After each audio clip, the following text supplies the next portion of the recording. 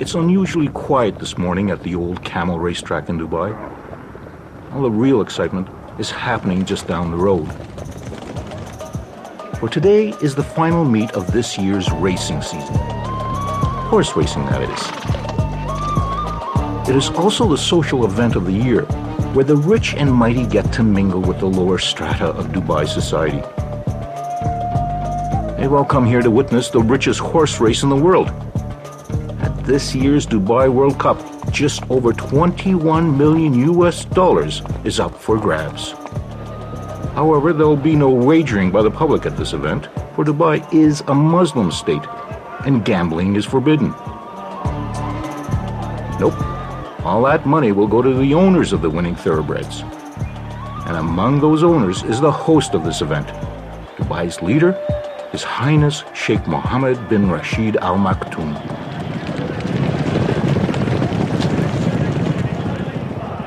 Sheikh Mohammed is arguably the biggest gambler here today. He's betting that his vision of Dubai as the center for a 21st century Arabian Renaissance will prove to be a winner. Sheikh Mohammed came and said this is now a time for Dubai to go global, to surpass its locality and the region and try to reach to the furthest possible point in the globe. To help fulfill his vision, Sheikh Mohammed turns to the male members of his ruling Maktoum family. They help run what is known as Dubai Inc. For Dubai functions like a family business, but a family business whose CEO is not afraid to take risks. A stunning example of Sheikh Mohammed's risk-taking juts out of the Arabian Gulf. There was an idea to put the hotel on land. And His Highness said, no, he said, we want something dramatic, something inspiring coming right out of the sea. So we would build our own island and we would build the hotel on the Burj Al Arab island. Burj Al Arab, Arabic for the Arabian Tower, is linked to the mainland by a closely guarded causeway, one way to keep gawking tourists from this many-splendored edifice described by the media as the only 7-star hotel in the world. The market called it 7-star. There may not be a 7-star hotel, but I would certainly claim that it is the most luxurious hotel in the world. Burj Al Arab, with its gold leaf, marble, satin, and crystal, oozes over-the-top opulence. Almost the height of the Empire State Building, it is also an engineering wonder, with a Teflon-coated veneer shaped like a sail. At this hotel, there are no rooms to rent, only double-floor suites, a mere 202 of them, with rates starting in the low thousands.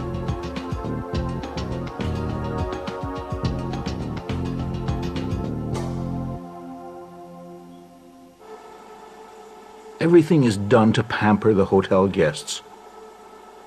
From the personal butlers, who are on call 24 hours a day, to a fleet of hotel courtesy cars.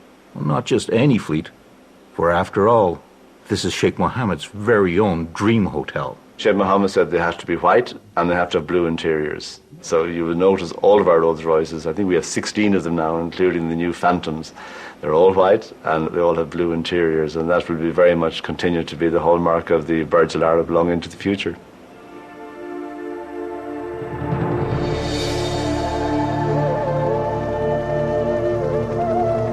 Arriving or departing guests who would rather avoid being stuck in the world-class traffic jams of Dubai can opt for an alternate means of transportation. The hotel's helipad is used sparingly. Guests complained about the noise. The helipad, though, was the site of a great publicity stunt. The Agassi-Federer tennis match put Burj Al Arab onto the newscasts and front pages around the world and helped consolidate the name of Dubai as a brand. This is one city that has done its share of marketing and promoting itself. So, the attraction comes with the good marketing and the good selling of Dubai. Dubai's biggest promoter and ruler, Sheikh Mohammed bin Rashid Al Maktoum, is the latest in a line of the Maktoum family who've reigned over this place. The Maktoums first arrived at this tiny port town more than a century and a half ago, and through most of that reign, there wasn't much about Dubai worth promoting.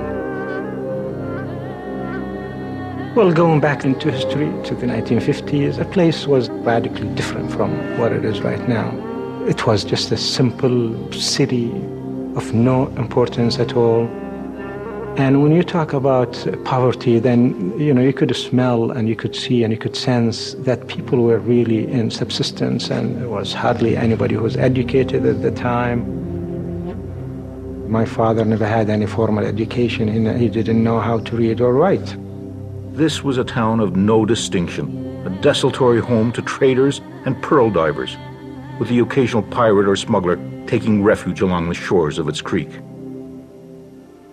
And then in the mid-1960s, a small reserve of oil was discovered in Dubai, paltry in comparison to those of its neighbors in Abu Dhabi or Saudi Arabia, but big enough that Dubai's leaders saw a chance to transform his desert land. Sheikh Rashid was the founding father of modern Dubai.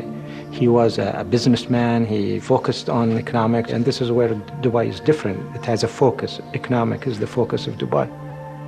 Sheikh Rashid started modernizing the city. New roads and buildings sprung up, and a brand new harbor down the coast was created. When it opened, it was the biggest man-made port in the world and gave Dubai its first entry into the record books. In the early 1970s, Dubai joined with 6 surrounding emirates and formed a state called the United Arab Emirates. Of the group, Abu Dhabi might have had the most oil, but Dubai had the drive and ambition. By the 70s, Dubai saw a flood of foreigners turn a sleepy town into an instant city. These early expatriates, or expats as they are known, came mostly from South Asia and surrounding countries like Iran and Iraq. They and all the other expats are here because in this tax-free port city, they see that they can make some real money. So this is a transient place like any ports in the world is. Port cities usually are cities that bring in people on a temporary basis, and after they make it, they go back to their own country.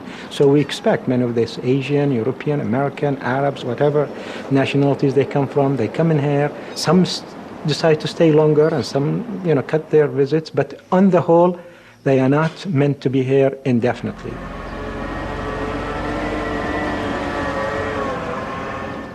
That's certainly what Hans Krauss, an architect from Canada, thought when he arrived in the early 90s. This was going to be a temporary job for him. 16 years later, he's still here. I came in July 91, and Dubai is basically unrecognizable. It's a completely different town. When I come from my place, as you approach Sheikh Zayed Road, you can see the entire horizon like a brown haze, which is the pollution.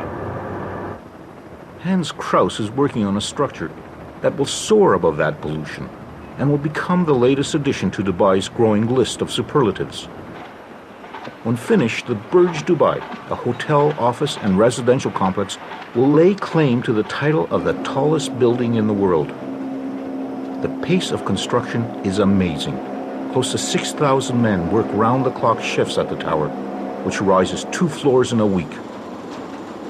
By the summer of 2007, it had already surpassed Toronto's CN Tower as the world's tallest freestanding structure. Hans Krauss's job as executive architect is to make sure that all the interior finishes are completed as specified. I guess we've just got to make damn sure that the fire rating gets maintained here. While the bulk of the building is constructed of reinforced concrete, the top part will be steel, allowing for the possibility of adding additional stories if needed or wanted. The building, I can tell you that it will be more than 700 meters and it will be more than 160 stories, and it was designed by Skidmore, Owings & Merrill with the possibility of changing the height. This $20 billion project is a development by a publicly traded Dubai company called Emaar, with one very large minority shareholder, the government of Dubai. And that government is, of course, Sheikh Mohammed, and the Maktoum family.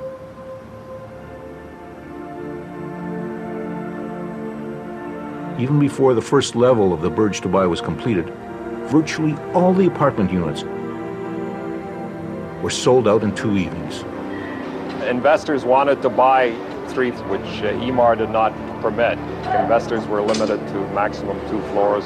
And I believe like a 2-bedroom apartment, I'm not sure what the going rate is. I'm sure it's got to be $1.5 million somewhere in there.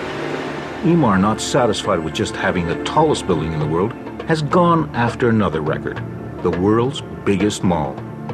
Dubai Mall, a 12 million square foot monster, will dwarf the 30-odd malls already in business in Dubai, including the city's current favorite, the iconic Mall of the Emirates.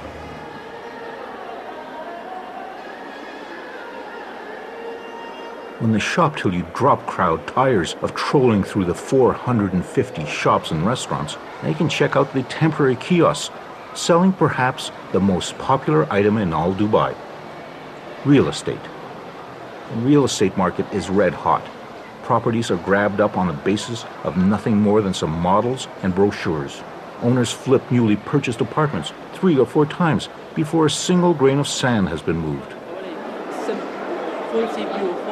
Some are concerned that this property bubble might burst overnight, but that hasn't stopped the buying frenzy. How did you make the money? I bought it at 715. Oh, very good. And now they will increase next month? I will not buy. I bought 3 already. It's enough. I know. No, I mean, next month they will increase 5%. Yeah, I know. In 2 days. Dubai is known as one of the fastest growing cities in the world. This massive urban development is driven by Sheikh Mohammed's decision to turn Dubai into a hub for finances, services, and especially tourism. And here at the Mall of the Emirates, one of the biggest tourist attractions is its indoor ski hill, kept at a steady -2 degrees Celsius, even as temperatures outdoors might soar into the 50s. There are plans to open another ski hill, which will not only be the world's largest, but its slope will revolve. Another first for Dubai. Dubai is caught up in a building frenzy. Something like 1/5 of the world's construction cranes are here on this piece of land that's smaller than Canada's Prince Edward Island. While the construction cranes of the giant building developer Emaar jostle for space in the skies over Dubai, there's another development company jostling for other bragging rights in this land that craves superlatives. A company known as Nikhil is behind the extraordinary man-made island developments visible from space as they emerge out of the Arabian Gulf. It is a construction conglomerate that is ultimately owned by Sheikh Mohammed and the Maktoum family. Yeah, that's exactly. So we can actually Among the senior management at Nikhil is a Canadian. Robert Lee was recruited from Vancouver, where he worked on some of that city's largest property developments. The biggest difference that anybody goes through when they first come here is a sense of timing. The typical real estate development in North America and other places would take between 5 to 10 years. Here, it's 3 years. So everything you do is a lot compressed, and you got to do it fast. As quickly as building plans are announced, they are gobbled up by voracious buyers, eager to indulge in Dubai's real estate banquet. And by far the most coveted properties are those that have some view of the sea. If you look at Dubai from one end to the other end, it's about 65 kilometers of shoreline. That's it. So the mandate was to create additional beachfront land because water is considered life. So we have this. In the beginning, we actually created an island like this. I was saying, hey, this looks great. But what we've been mandated is, no, create the land that has a maximum linear frontage of water. So do it this way. So what doing this way, you actually create waterfront real estate that's much greater than anything you can imagine. Sheikh Mohammed was behind the plan to move desert rock and sand to the sea. Another plan was to move the sea to the desert. Although it's middle of the land, the developer Nakheel has pumped seawater into this area, and every house actually has a waterfront view. One of those houses with a waterfront view belongs to Robert Lee. When this house was first marketed, this was just nothing but desert, and it was marketed about $700,000. We're sitting on a quarter acre. House is about 5,000 square feet, so it's considered estate lot. Now it's about $2.5 million in 3 years. 27. So what's so cold about it? I think there is a overriding feeling from people who are coming here and saying this is just temporary place. I am here just to make money, 2, 3, 4, 5 years, and I'm going to be out of here. When my bank account reaches a certain level, that's it, I'm back.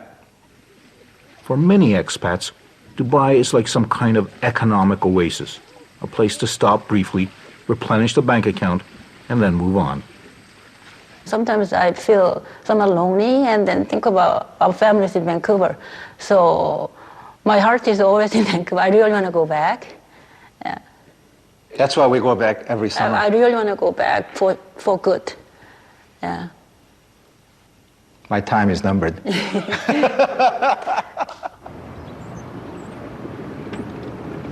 A near constant replenishment of expats is vital for Dubai to survive. The locals, the Emirati, are less than 20% of the total population. Someone has to do the work. For the most part, Emirati can lead a very privileged life. They benefit from an elaborate welfare system. If they want to, they can have free education right through postgraduate school, subsidized housing, incentives to marry a fellow national, and the opportunity to get government jobs. The uniform for males of this leisure class is the traditional robe known as a kandura. Expats call it a dishdash.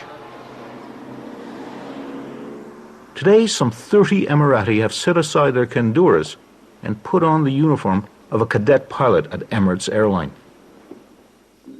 Most of Emirates pilots are non-Emirati, so this is a very special graduation, attended by the Vice Chairman, Maurice Flanagan,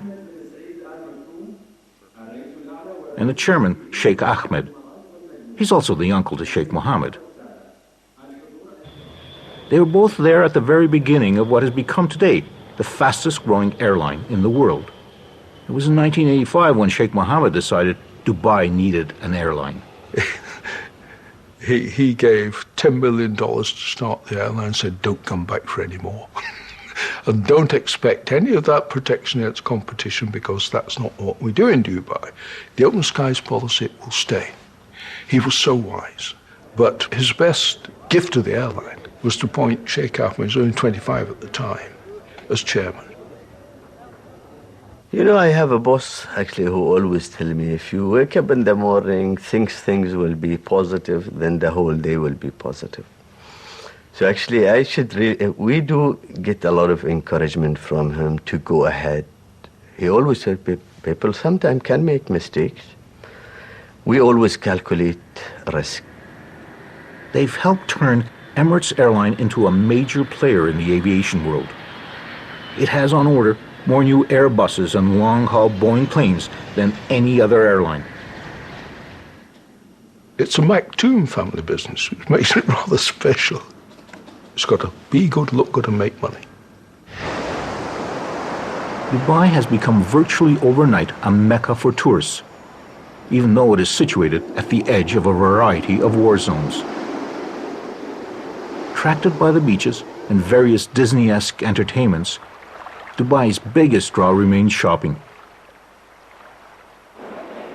Even the airport terminal is turned into a shopping emporium where kitschy Middle East knickknacks compete with kilo bars of gold for the tourist dollar.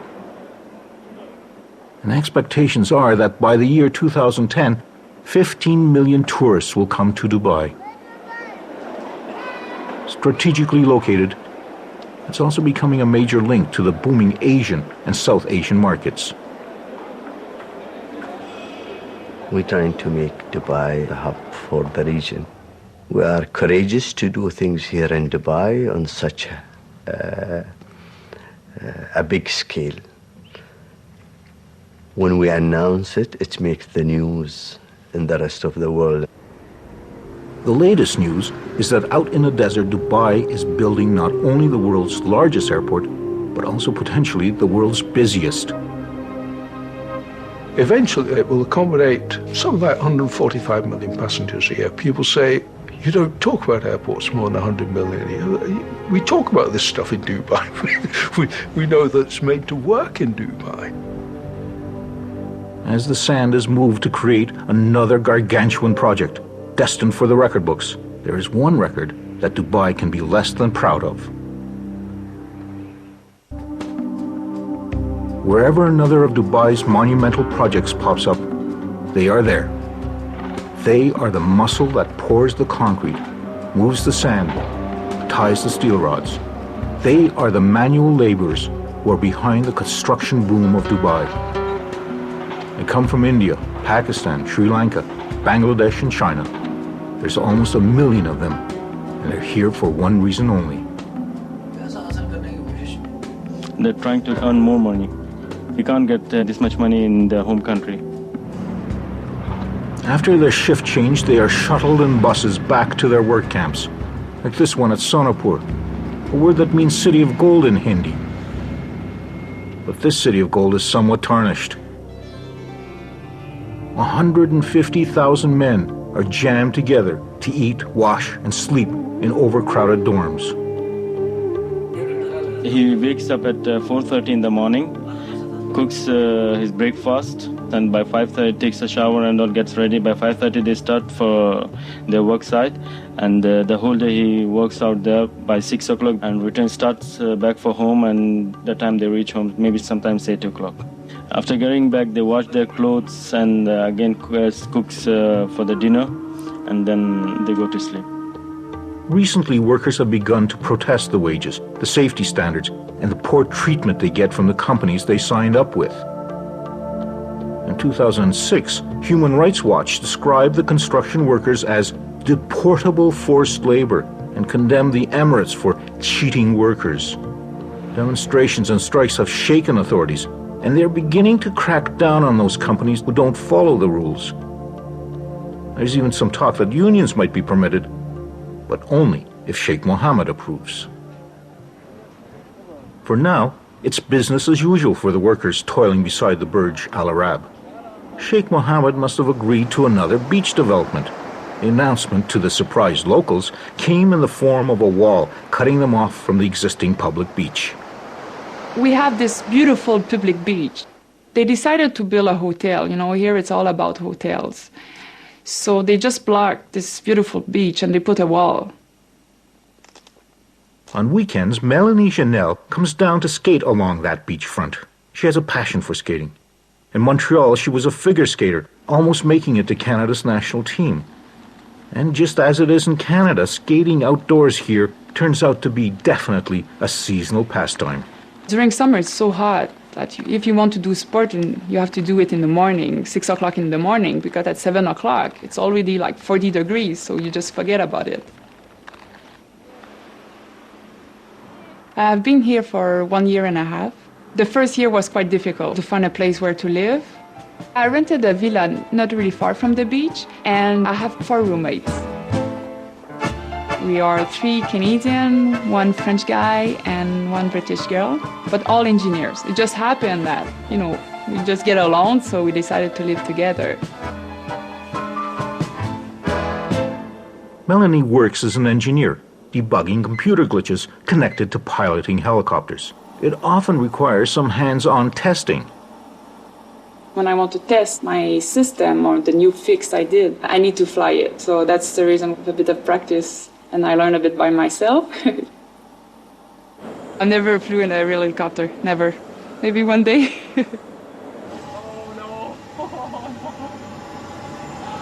Okay. Simulators can help pilots prepare for real-life situations.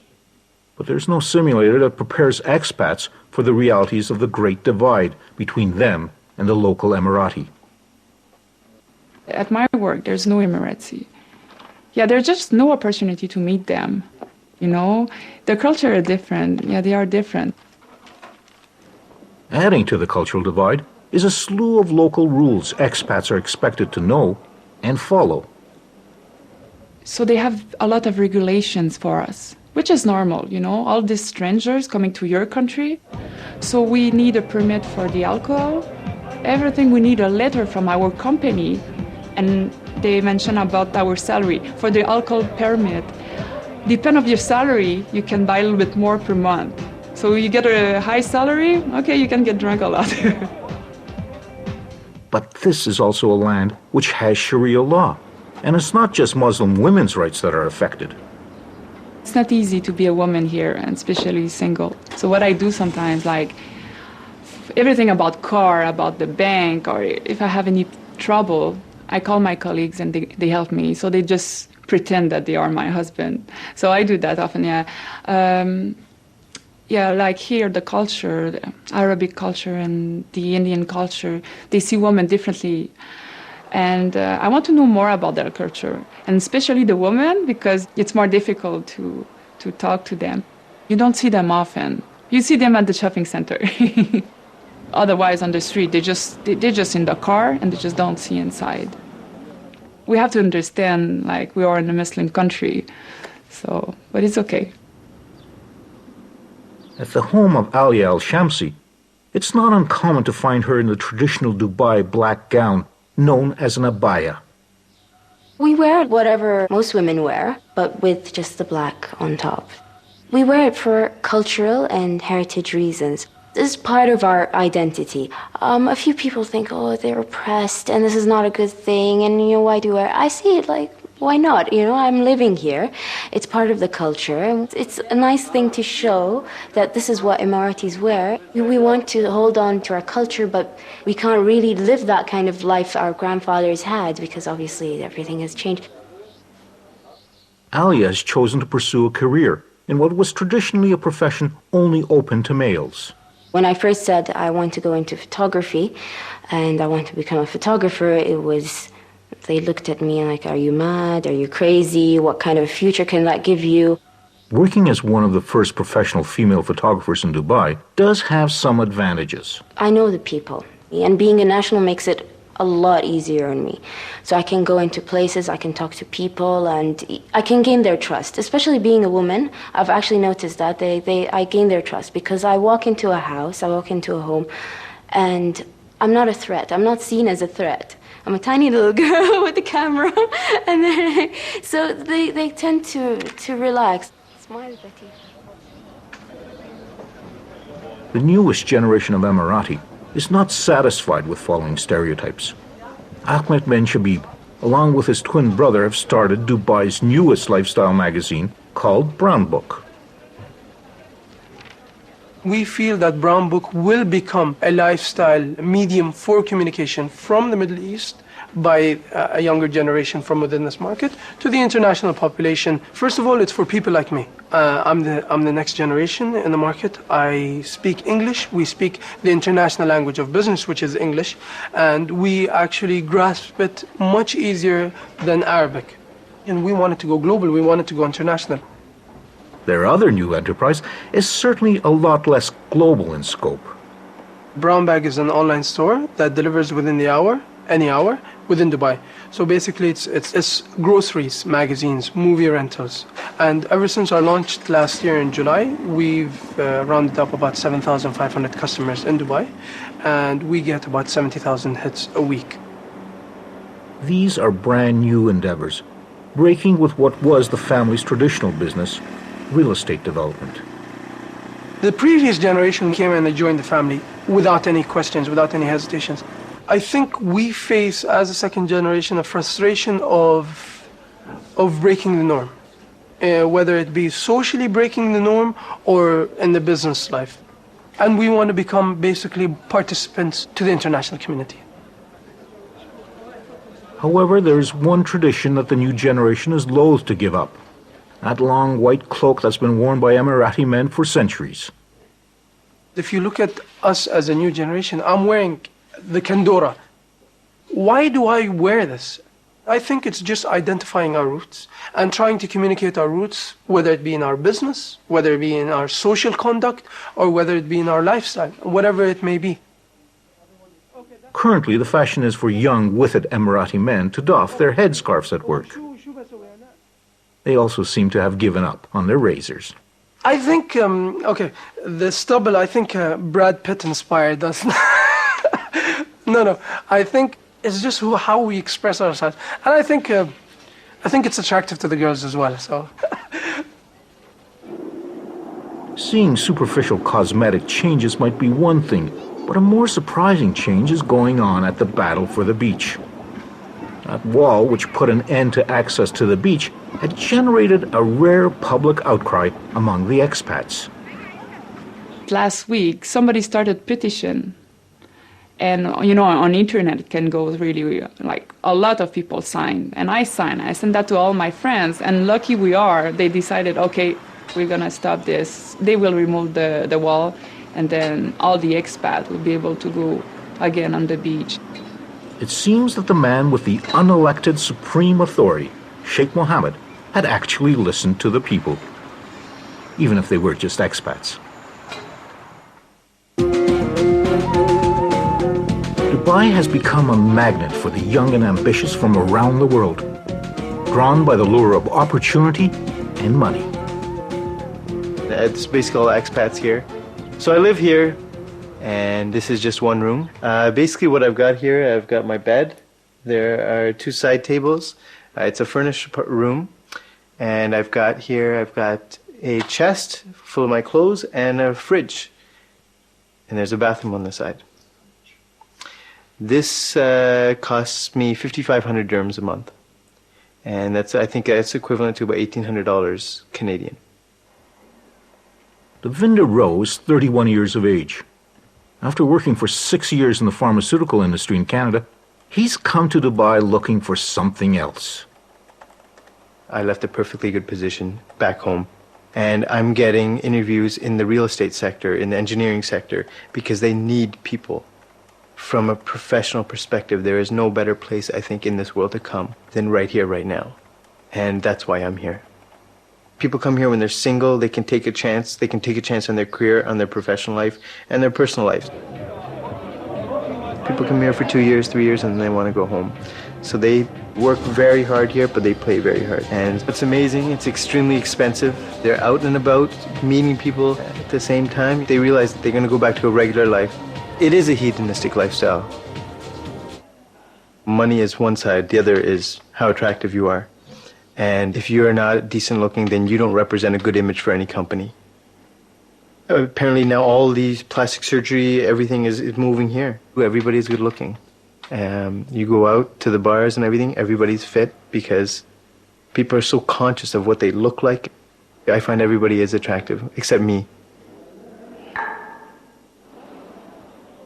With so many South Asians working and living in Dubai, a place that some call the best-run Indian city in the world, Devinder should by rights fit right in. I'm visibly Indian, visibly Sikh. People treat you a different way. You go into the shopping malls, you go into the stores, and you're always the second to be attended to. If there's a local in the area, then they're always the first to be, helped. One time I was ordering food, and the food was basically right at the front, ready to go. He was going to bring it to my table, and a local came in, said he can't be served before I am, and kind of moved me aside, and he sat down. They didn't give me my food. They couldn't give me my food until he was served and eating. The Emirati are acutely aware that this tsunami of foreigners is having a profound impact on them and their lives. Many of us, the majority of us, let me say, do not like the fact that we are becoming a minority in our own country. And I think this is then one of the negative side effects of this massive growth, this double-digit fast growth that the city has gone on to. So there is a problem because we are becoming something like a 20% in our own country, and it's not a good feeling. Many nationals, they would feel that they are strangers on their own land, especially if they go to the old quarter market. If you go sea of different nationalities, an Arab wearing a traditional cloth will be just a drop in that sea. Some of the aspects also that affected the cultures, the moral behaviors. One would see if he's going with his family to the seaside, that there are certain ways of dressing that are not suitable and contradicts with our religion, with our culture, but it is there. We feel sad that no one says anything about it. It's all the more difficult to speak out since Sheikh Mohammed has decreed that one of Dubai's current priorities is tourism. If you want to be a tourist hub and you want to be a tourist center, you have to provide, the niceties of life. And I think that's just part of it. Anywhere you go, Dubai or London or any big cities, there are, nightlives, and there are good lives, and there are, it's the soft side of life. And you have to, to attend to that too. With the exception of drugs, internet porn, and drinking and driving, Dubai seems remarkably tolerant of most vices found in the West, including prostitution. But not everyone is happy about it. Of course, it's an offense to see a prostitute either walking in the street or being in the hotel, or dressing or calling her clients publicly, and it's outrageous to find such a thing in Arab and Muslim country. One nightclub had become particularly notorious. Every night, up to 600 women from former Iron Curtain countries in Asia, officially here as kindergarten teachers or domestic help, would show up to work the night shift. No one is saying why it suddenly closed its doors, but prostitution continues to thrive, even though it is officially illegal. And if that's what attracts the expats and what makes them feel comfortable, and if that's their business and if that's what they want to do, so be it, This is not an invitation for the Muslims to be corrupted. If they don't want to touch these places, there are plenty of mosques, there are plenty of prayer places that you could go to. So you don't have to go to the bars and to the nightclubs and to the what have you, So I think this is a place that have recognized that diversity is essential. Non-Muslims are allowed to practice their religion. Virtually every Christian denomination has a house of worship. There's even a temple that Sikhs and Hindus use, but still no synagogues. And it's still officially forbidden to enter the country using an Israeli passport, although there are no prohibitions against Jews traveling to Dubai.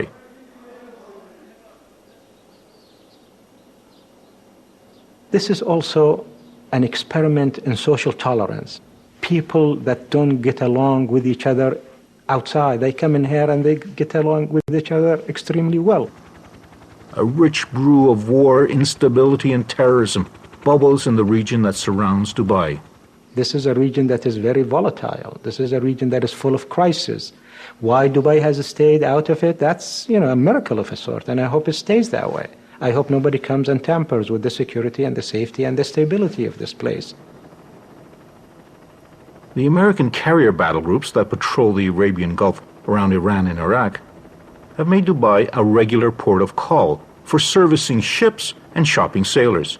Its importance has even been publicly recognized by a prominent supporter in Washington. They are a key partner for our military in a critical region. And outside of our own country, Dubai services more of our military ships than any country in the world. The American president and the American Navy might think of Dubai as a trustworthy ally, but the American Congress had a different idea, with shocking results for Dubai. World. Deal.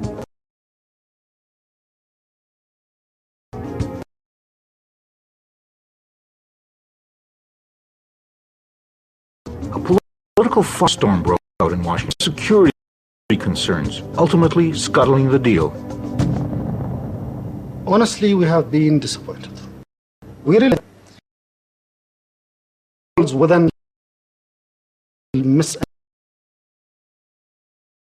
misconception there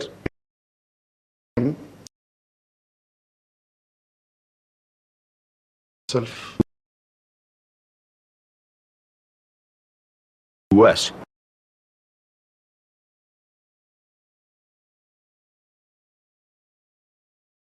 Or it's just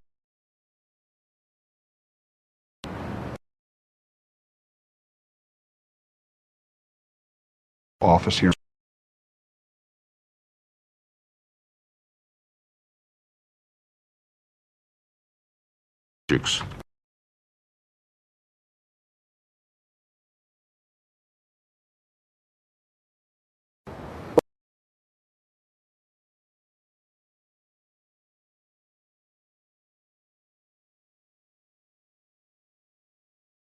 Development of a For us,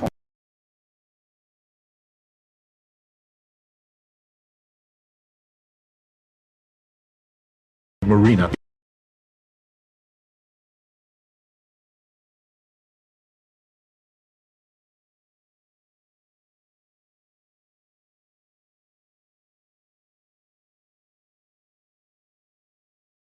Begin with.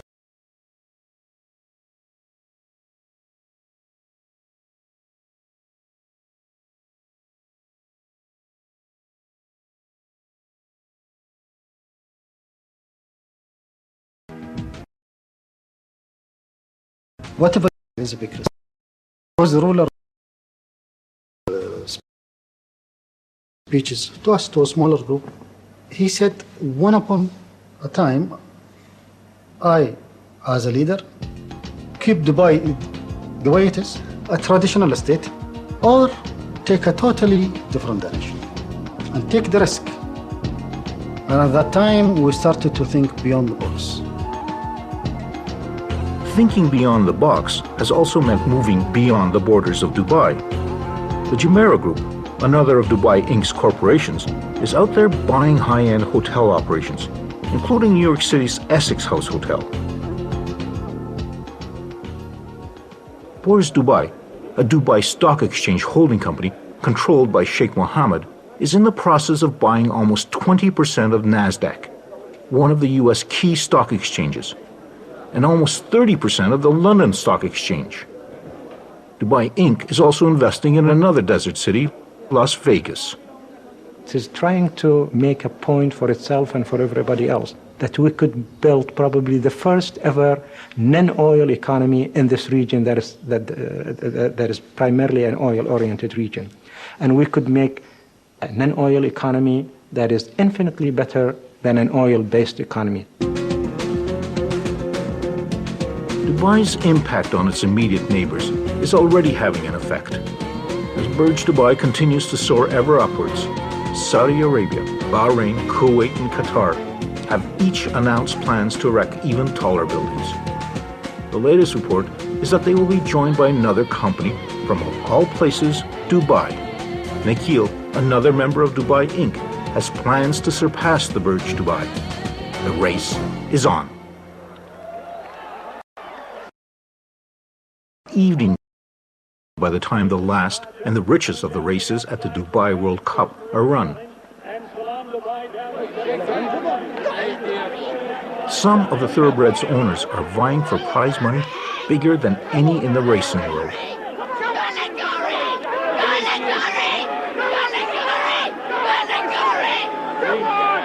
But Sheikh Mohammed is betting on something even bigger, a city-state unlike any in the world today. I think this is the kind of tolerant, modern, acceptable Islam that prevails in here. And this is Islam that goes along well with modernity, goes along well with globalization, that is not extremist or fundamentalist in any way, and I hope this is the kind of Islam that is spreads around. Whether this Dubai is really an economic and social miracle, or merely another desert mirage, depends on Sheikh Mohammed's acumen and continued good fortune.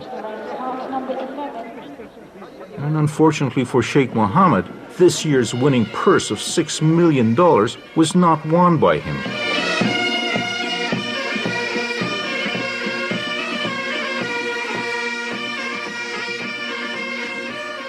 However, the money will stay in Dubai, for tonight's big winner just happens to be Sheikh Mohammed's brother. One way or another, Dubai Inc. looks like it's still on a winning streak.